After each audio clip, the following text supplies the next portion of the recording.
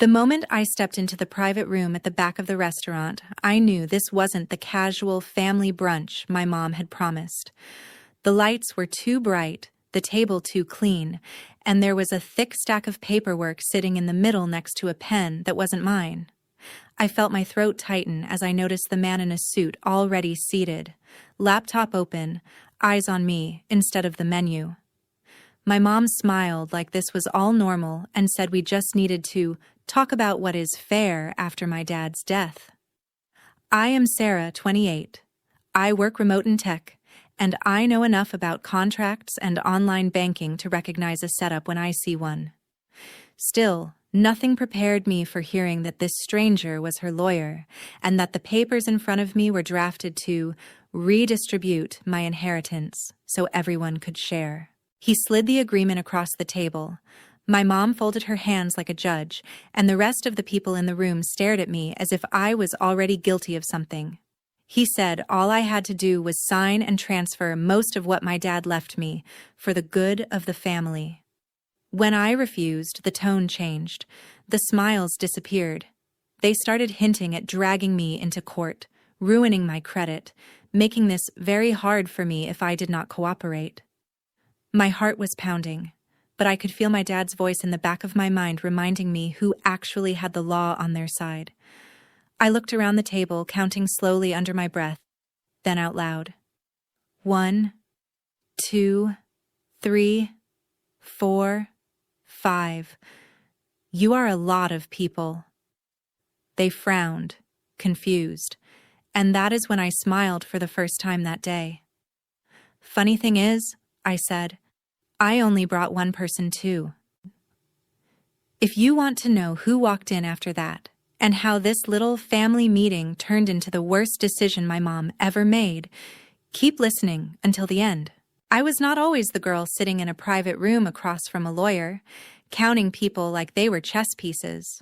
For most of my life, I was just a kid from a quiet suburb in San Diego who thought family meant game nights, Costco runs, and my dad's terrible jokes about JavaScript.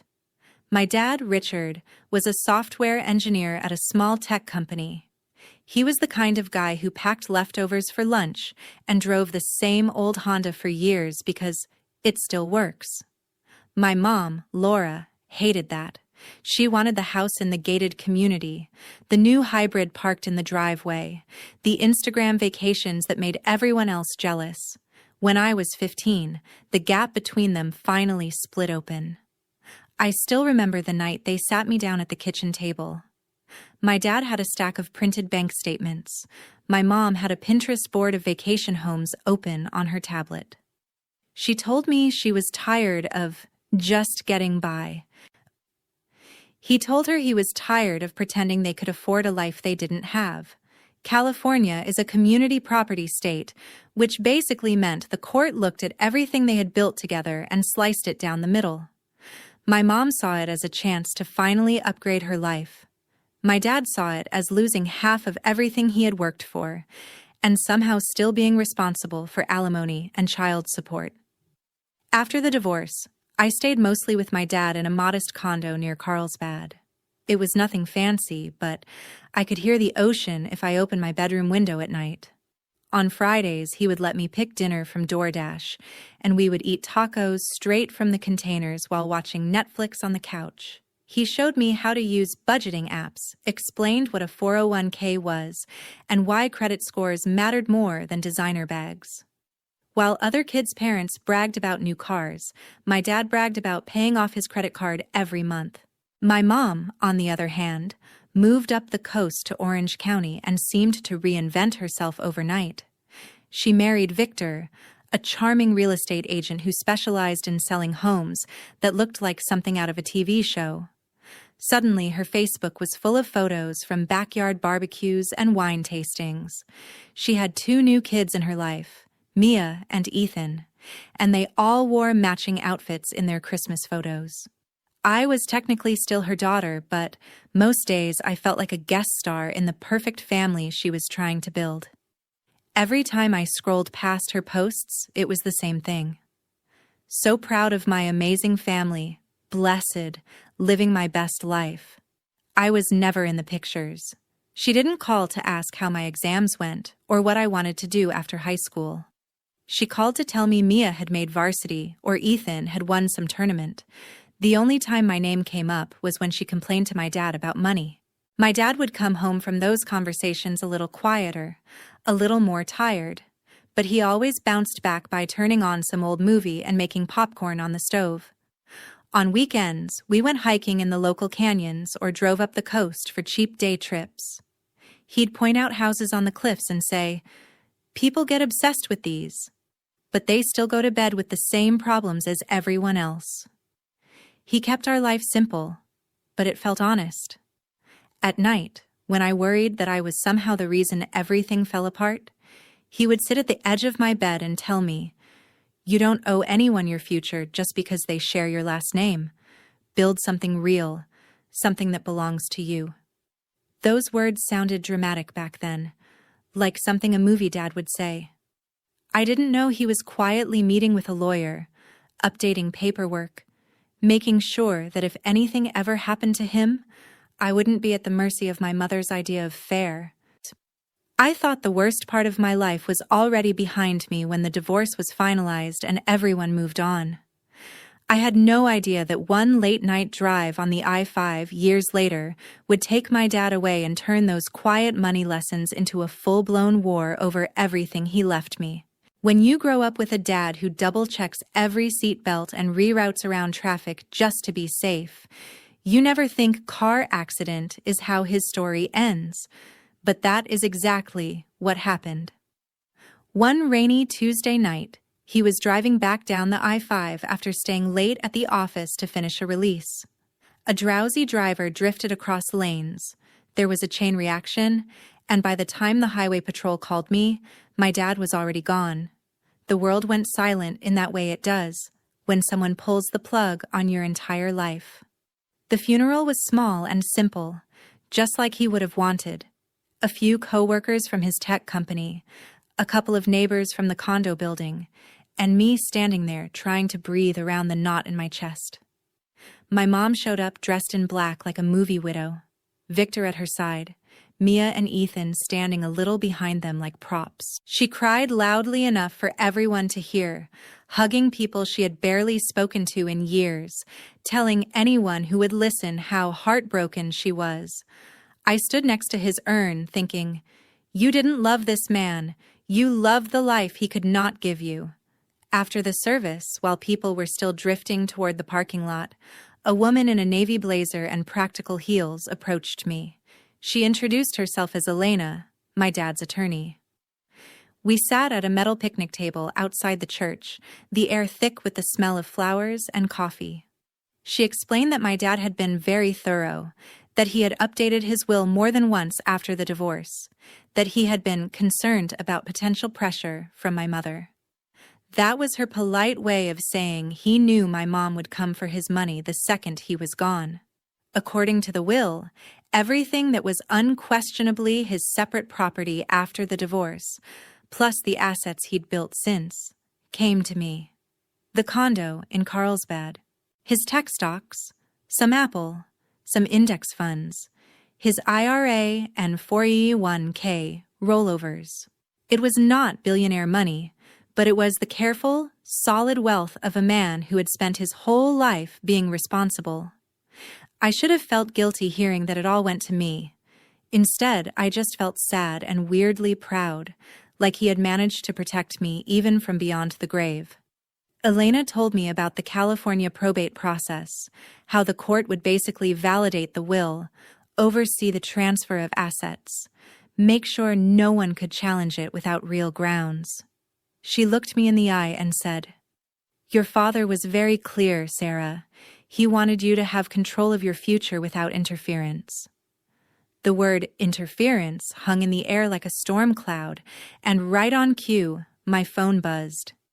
It was a text from my mom, a long paragraph about how we need to talk, how your father would want you to think about the whole family, how we should handle his estate like adults.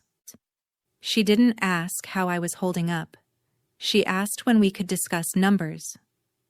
At first, I tried to give her the benefit of the doubt. I answered politely, said we could talk after probate was underway, mentioned that Dad had an attorney.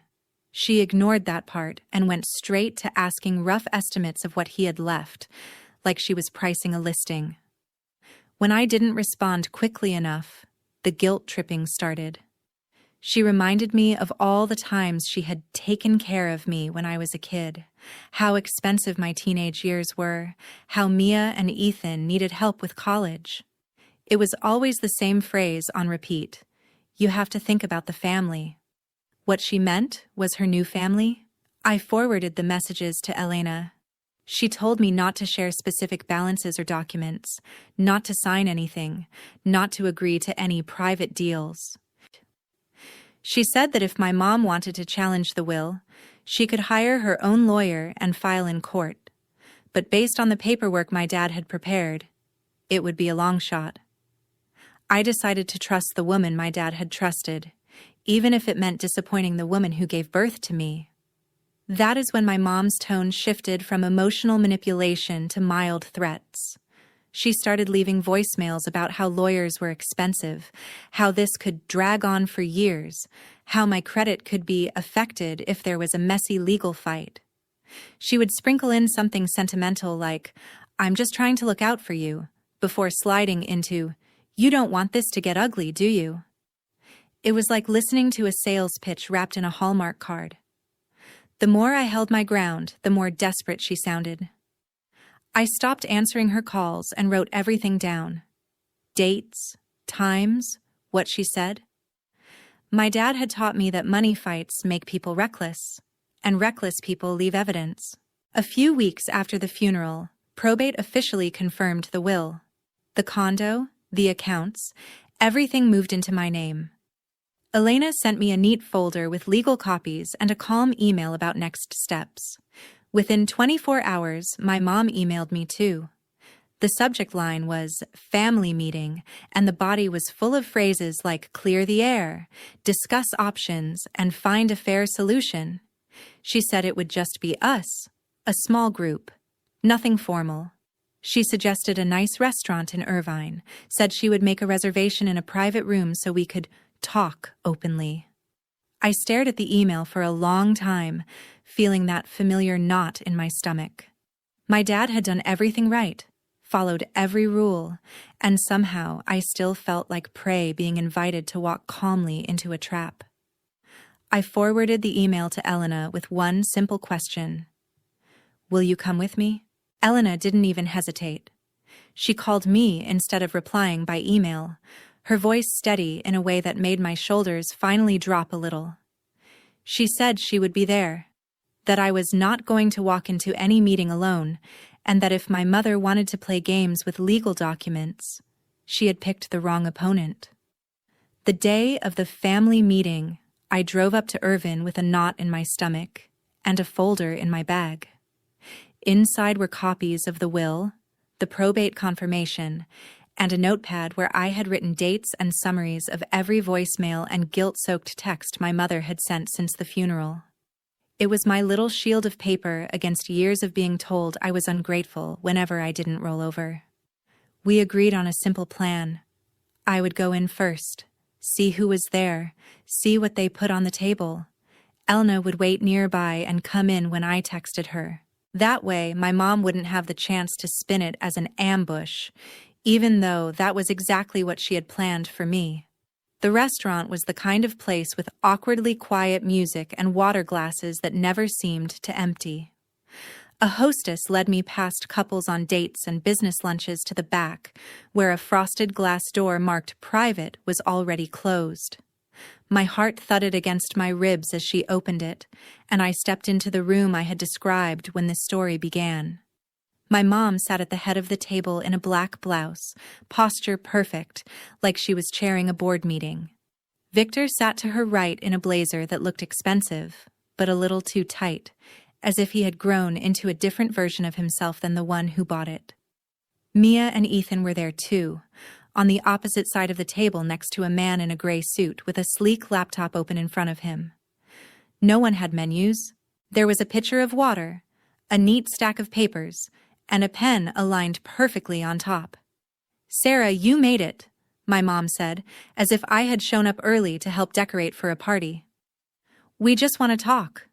The man in the suit stood up and offered his hand. He introduced himself as Daniel, an attorney, helping the family explore options regarding your father's estate. The way he said family made it sound like everyone in the room had lost the same thing I had, like we were all equals here, just trying to divvy up grief. I sat down slowly and noticed the top page of the stack in front of me. It had my name on it and more legal language than any normal person would voluntarily read over brunch. Terms like redistribution, voluntary agreement, and irrevocable. My stomach flipped. "Before you panic," my mom said, leaning forward with a practiced, sympathetic look. "We just want to make sure everyone is provided for. Your father's will didn't consider the reality of the family now. Things are different."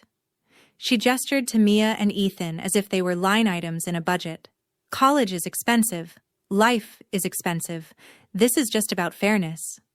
Daniel took over, explaining that the document was a family settlement agreement that would allow me to transfer a reasonable portion of the inheritance into a shared trust.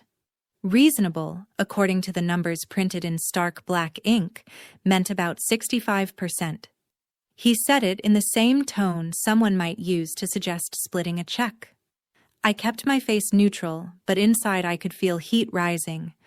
My dad had worked overtime, driven that damn I-5 at night, skipped vacations for years, and now I was being told that honoring his choices was selfish.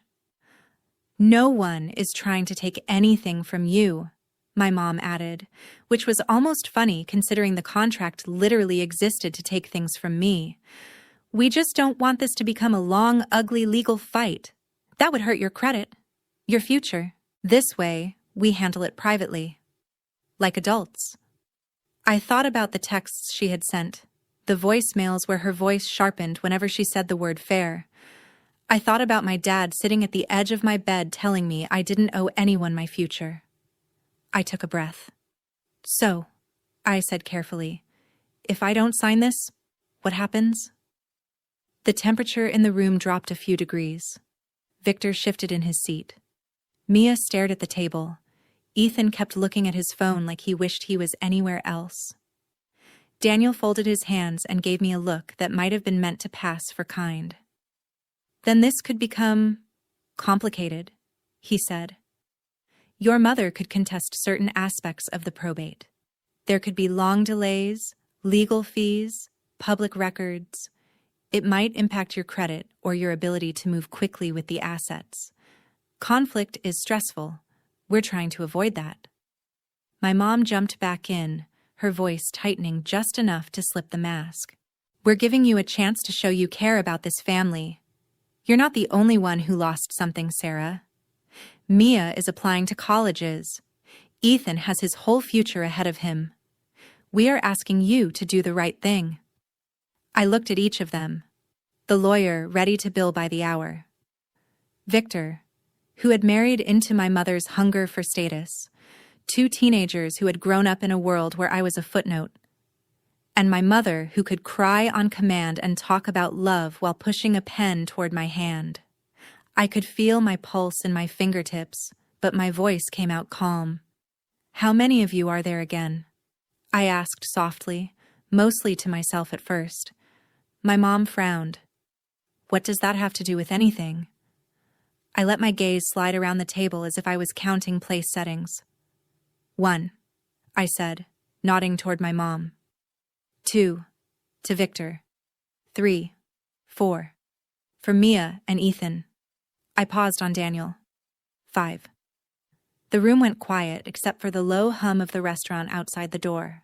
"You are a lot of people," I said finally, meeting my mom's eyes. Confusion flickered across her face, then irritation. "Sarah, this isn't a joke." I smiled, and for the first time since I walked in, I felt something other than fear. I felt ready. "You're right," I said. "It's not." I reached down, pulled my phone from my bag, and tapped out a single word I had already typed into a draft before I arrived. Then I set the phone face down next to the untouched pen. "Funny thing is," I added, "I only brought one person too." A soft knock sounded on the door a few seconds later, sharp and precise. The hostess opened it just enough to let a woman in a navy blazer step through, a familiar folder in her hand, and a calm, professional smile on her face. "Hi, Laura," Elena said politely. "I hear you wanted to talk about Sarah's inheritance." After that meeting, my mom stopped pretending to be hurt and started acting like someone who had just lost a bid on a very expensive house.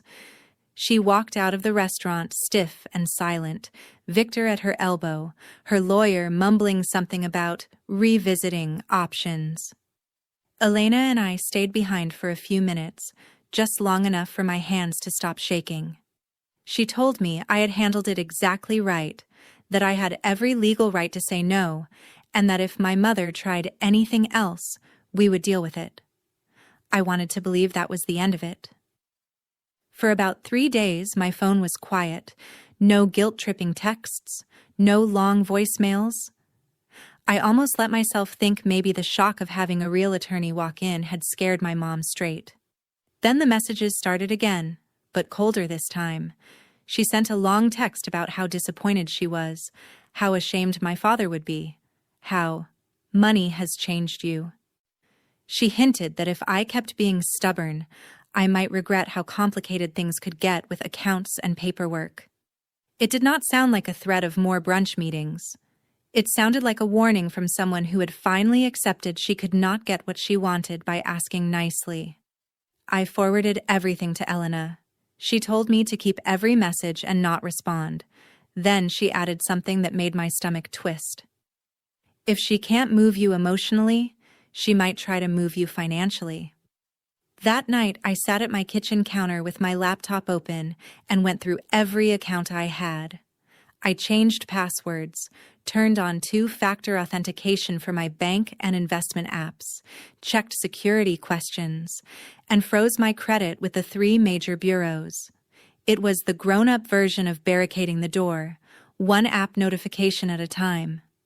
My dad used to say, "In this country, your data is worth more than the cash in your wallet."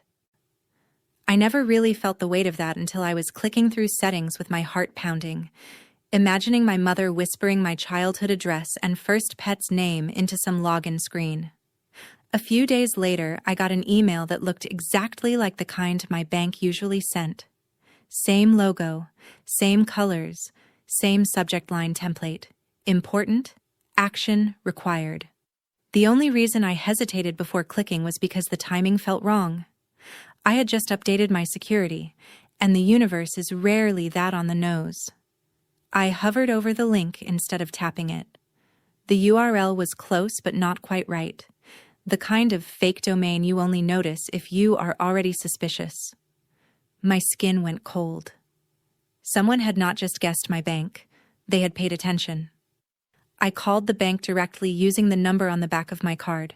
They confirmed they had not sent any security emails that week, and there had been at least one failed login attempt from an unfamiliar device on one of my investment accounts.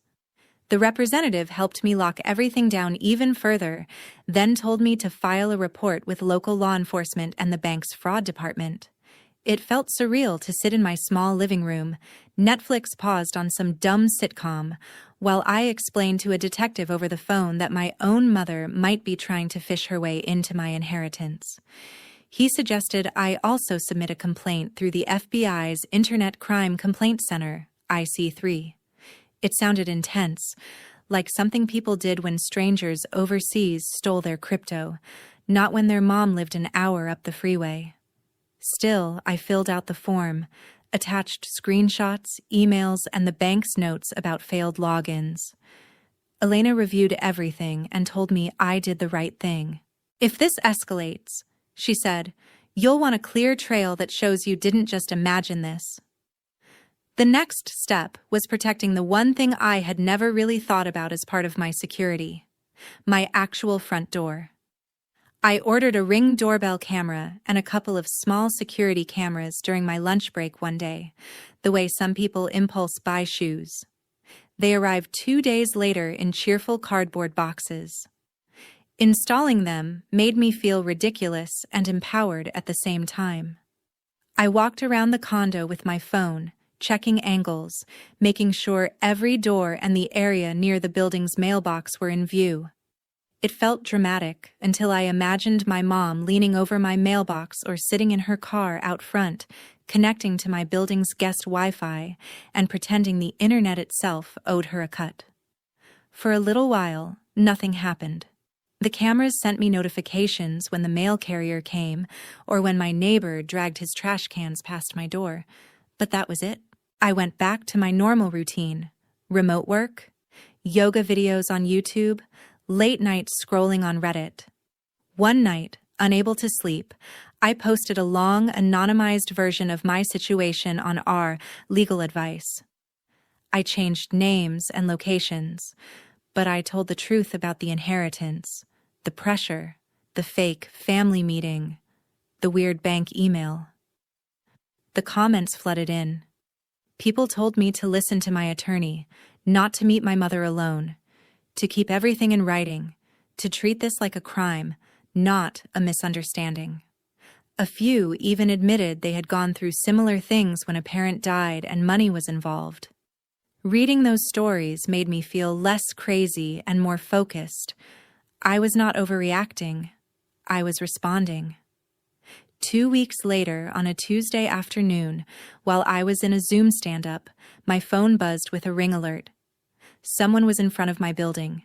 I glanced at the thumbnail and saw a car I recognized from years of school pickups. Victor's SUV. My chest tightened. I turned my camera off on Zoom, pretending I was having connection issues, and opened the live feed. Victor was parked at the curb, engine idling. He had his laptop open on his knees, the glow of the screen lighting up his face. A second later, another notification popped up. Motion detected near the mailboxes.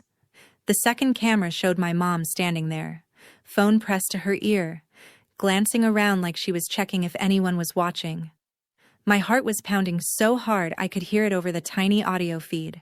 I watched my mom talk into her phone, then looked toward Victor's car. At almost the exact same time, my banking app sent a push notification. Unrecognized device attempting to access your account. It was like watching coordinates line up on a map. My mother, at my mailbox.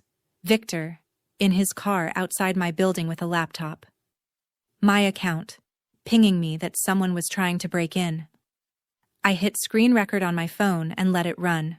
Later, I pulled the logs from my bank's website showing the time, IP address, and failed login attempt. The timestamps matched the ring footage down to the minute. I sent everything to Elena, the videos, the logs, the IC3 report confirmation. She didn't text back this time. She called, and her voice was sharper than I had ever heard it. "This isn't just harassment anymore," she said. "This is attempted identity theft. They're not just pushing you, they're breaking the law." The next day, with her help, I filed a formal police report and updated my complaint with the FBI's cyber unit. It felt like crossing a line I could never uncross, but I kept replaying the image of my mother at my mailbox and Victor hiding in his car like a teenager trying to steal Wi-Fi. Whatever this was, it stopped being family drama the moment they tried to put their hands on the money my father left me by pretending to be me. I had spent months feeling like I was always one step behind their schemes. Now, for the first time, I had something they couldn't spin away with tears or guilt. Hard, ugly digital proof. And that was the moment this stopped being a private war and turned into a case a judge would have to look at, with my mother and her perfect new life under the harshest light possible. I always thought courtrooms only looked like that on TV, all polished wood and heavy air. But the real one in downtown San Diego felt even heavier, like the walls themselves had seen too many people lie and break down and pretend they were sorry. I sat at the plaintiff's table next to Elena, my hands wrapped around a cup of coffee gone cold, staring at the flat screen across from the judge's bench. That was where my life was about to play in high definition.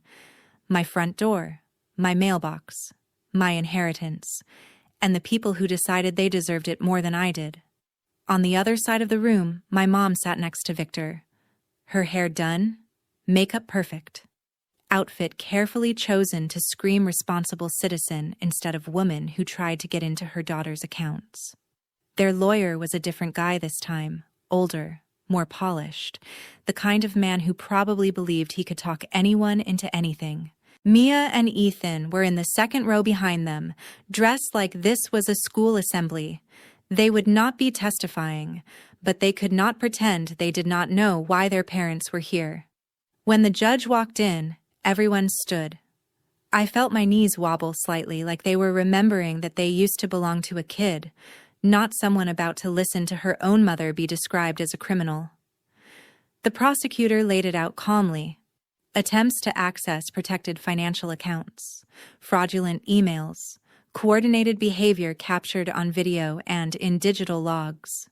He did not use dramatic language. He just stacked facts on top of facts until there was a tower I knew my mother could never climb down from. Elena had prepared me for everything. I had seen the exhibits ahead of time, but something about watching the screen flicker on and seeing my front door from the perspective of that little camera made my stomach twist. The video showed the date, the timestamp, that dull gray afternoon. It showed my mom standing at the mailboxes with her phone pressed to her ear, glancing around like she was doing something as small as gossiping, not as big as trying to steal my name. Then the feed switched to the angle on the street. Victor, in his SUV, laptop open, the blue-white glow lighting up his face as his fingers moved on the keyboard. A fractional delay, and the prosecutor pointed out how, right at that moment, my bank logs recorded a failed login attempt from an unfamiliar device. Then they displayed the screenshot of my banking app notification, the one that had made my heart hammer while I watched the live ring feed. The timestamps lined up almost perfectly. It was like watching a crime documentary where the villain was played by your own family. Their lawyer tried to spin it. He said there had been a misunderstanding, that my mother had simply been checking on paperwork, that Victor had been helping with online access, that they thought they were logging into some old joint account from the marriage. He tried to paint me as paranoid, resentful, making a drama out of grief and confusion. I just sat there and listened, because I knew what was coming next. Elena stood up, calm and precise. She reminded the court that the will had been fully probated, that my father's accounts had been in his sole name, then mine. No joint access, no gray area. She put up the emails, the fake bank link, the IC3 complaint, the messages where my mom had hinted at accounts and paperwork becoming complicated if I did not cooperate. She played one of the voicemails where my mother's voice slipped just enough to show the threat under the sugar. By the time I took the stand, the story was already clear. My job was not to perform. It was just to tell the truth in the same steady way my dad would have told a bug report. I explained the family meeting, the settlement agreement they had tried to push in that private room, the pressure, the threats, the sudden appearance of phishing emails after I refused. I explained how I had changed passwords, frozen my credit, talked to my bank, been told there were failed logins. I described watching the ring footage in real time and feeling every piece click together. The prosecutor asked me how it felt to realize my own mother was behind it. My throat tightened, but I answered honestly. I said it felt like watching someone reach into my chest and try to take the last piece of my dad I had left. When everything was finally submitted and both sides had said what they needed to say, the judge took a long time flipping through the paperwork. You could feel the room holding its breath. My mother stared straight ahead, face tight, eyes shiny in a way I no longer trusted. When the judge spoke, his voice was steady, almost bored, but the words hit like a hammer. He said the evidence showed clear attempts to gain unauthorized access to my accounts using deceptive methods. He talked about how using personal familiarity and prior knowledge to impersonate someone is not a family misunderstanding. It is fraud. He acknowledged that no large sums had been successfully taken, but that did not erase the intent or the effort. He found my mother and Victor guilty of charges related to attempted identity theft and fraud. He did not sentence them to some dramatic TV show prison term. Instead, he did something that, in the real world, can hurt longer. He imposed a heavy fine, tens of thousands of dollars, plus restitution for my legal costs. He put them on probation, which meant every financial move they made for years would be watched. He ordered them to complete a program on financial crimes, and then he granted the restraining order Elena had requested, barring them from contacting me directly or indirectly for 5 years, barred from coming near my home or workplace or messing with anything tied to my name. He also noted Victor's real estate license and referred the case to the licensing board. I saw the exact moment Victor understood what that meant. His shoulders sagged like someone had just taken a key piece off the board. No license, no luxury listings, no easy commissions to fund the lifestyle my mother had curated online. What really surprised me was not the legal part. It was the silence after. When we stepped out into the hallway, there were no dramatic screams or thrown punches. My mom did not chase me down to beg. She just stood there, staring at a spot on the floor, her carefully arranged life crumbling in ways she could not fix with a filter or a caption. For years, she had posted about being blessed. Now, she avoided everyone's eyes like she finally understood that blessings are not something you steal from your own child.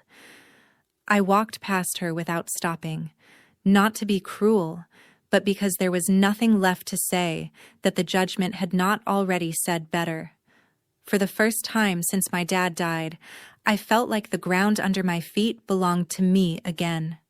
Not to my mother's version of family, not to her hunger for fairness, but to the girl my dad had raised to understand that real value is something you protect, even when the person trying to take it shares your last name. In the weeks after the verdict, my life did not magically transform into some glossy after picture. But for the first time in a long time, the silence in my condo felt like peace instead of loneliness. I woke up without checking my phone in a panic, half expecting some new threat or guilt-soaked voicemail. The only notifications I saw were the usual: Slack pings from work, emails from my manager about a new sprint, reminders from my budgeting app. My accounts were safe. My doorbell camera showed nothing more dramatic than Amazon packages and my neighbor walking his dog. It was strange how normal safety looked once you finally had it back. With the legal mess behind me, Elena helped me sit down and go through everything my dad had left, not as targets on a map, but as tools for a real future. We shifted some of his carefully chosen tech stocks into broad index funds, set up an emergency fund, and created a plan for my retirement that would have made him proud. Instead of feeling guilty every time I opened my banking app, I started to feel capable. Like I was not just holding on to what he gave me, but actually growing it. I kept my job in tech, working remote from the same condo we had once shared. Some mornings I would sit at the small dining table with my laptop, coffee from the drive-through Starbucks down the street, and look toward the empty chair where he used to sit with his own mug and a stack of printed code. It hurt, but in a clean way, like a scar that had finally healed over. Therapy helped with the rest. I found a counselor who specialized in grief and family trauma. Someone who did not flinch when I said, "My mom tried to steal my inheritance," out loud. We talked about boundaries, about how family is supposed to protect you, not burn you for parts, about how I could carry my dad's memory without carrying every bad decision my mother made. Slowly, the knot in my chest loosened. I realized I had spent years trying to earn a place in a version of family that had never really included me. Losing that fantasy hurt less than I thought it would. It was like waking up from a dream where you were always the extra chair at the table. I started showing up in different places instead. A local yoga studio where no one knew anything about my last name, just that I always grabbed a mat by the window. A community meetup for women in tech who traded stories about bad code and worse bosses, but also about supporting each other's careers and goals. Online, I drifted away from doom scrolling and towards communities that actually helped people. I messaged a moderator on our personal finance and asked how I could give back without oversharing. Together, we cleaned up my old anonymous post on our legal advice and turned it into a cautionary tale. How to document financial abuse, how to protect your accounts, how to recognize when family conversations about money have crossed the line into manipulation. With part of the restitution and a portion of my inheritance, I made a donation to an organization that supports victims of identity theft. It felt right that some of the money my mom tried to steal ended up helping people whose lives had been ripped apart by the same kind of crime. I did not blast it on social media. I just kept the confirmation email in a folder labeled, "Dad would like this."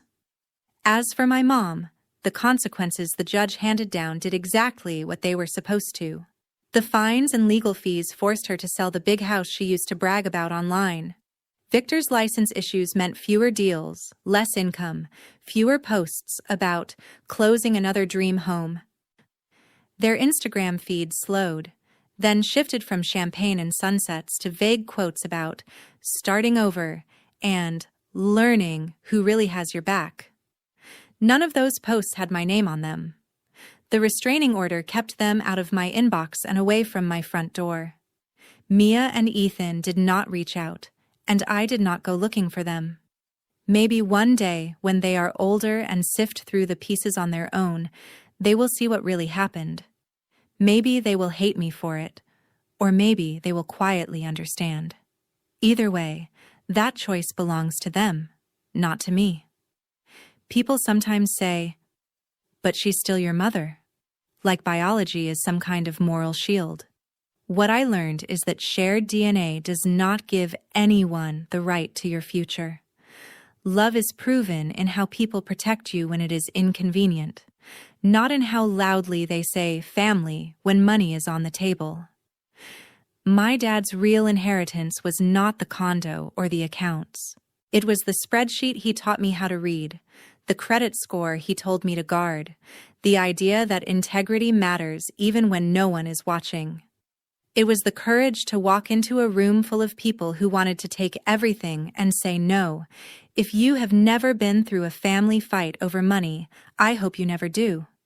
But if you are sitting there right now with a knot in your stomach, watching someone you love try to twist your loyalty into leverage, I want you to hear this clearly.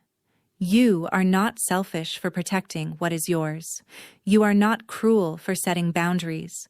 You are not a bad daughter or son for refusing to be scammed by someone who happens to share your last name. In a world where so much of our life is tied to passwords, accounts, and paper trails, the most important thing you own is your ability to say, "No, this stops here." My mom tricked me into a family meeting, and she walked away thinking she could threaten me into handing over my inheritance. What she did not count on was that my dad had already given me something worth more than every dollar she chased. The knowledge that real family protects your future, they do not try to steal it.